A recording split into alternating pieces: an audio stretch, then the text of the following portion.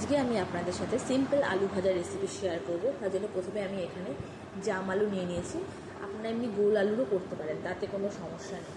এবার আমি আলুটাকে কেটে নেব। ও লম্বা লম্বা করে কেটে নিয়েছি আমি আলুটাকে, এক ফালা করে।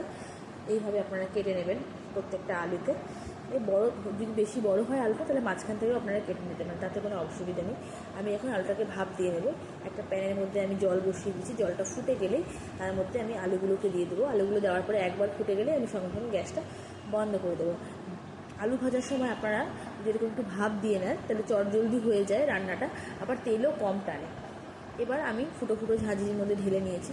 ঢেলে নিয়ে আমি জলটাকে ঝরিয়ে নিলাম। এবার আমি একটা ফ্রাইং প্যান নিয়ে নিলাম। ফ্রাইং প্যানের মধ্যে তেল দিয়ে দিলাম। তেলটা গরম হলে তার মধ্যে কালো জিরে ফোড়ন দিয়ে দিলাম।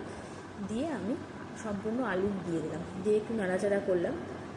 তারপরে তার মধ্যে আমি দিয়ে দিলাম লবণ আর দিলাম কিছুটা হলুদ। দিয়ে কিছুক্ষণ বেশ ভালো করে নাড়াচাড়া করলাম। নেড়ে নেড়ে বেশ জিনিসটাকে আমাকে ভাজাটা তৈরি করে নিতে হবে। খুব বেশি নাড়বেন না, আবার খুব কমও নাড়বেন না, বেশি নাড়লে ঘেটে যাবে। তার মধ্যে কয়েকটা আমি কাঁচা লঙ্কা চেরা দিয়ে দিলাম।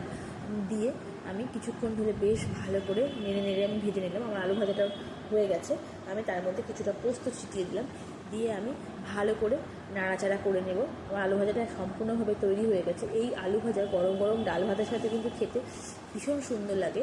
আপনারা অবশ্যই বাড়িতে ট্রাই করবেন আর কমেন্ট করে জানাবেন আপনাদের কেমন লাগলো। আজ তাহলে ভিডিওটা এখানেই শেষ করছি। টাটা।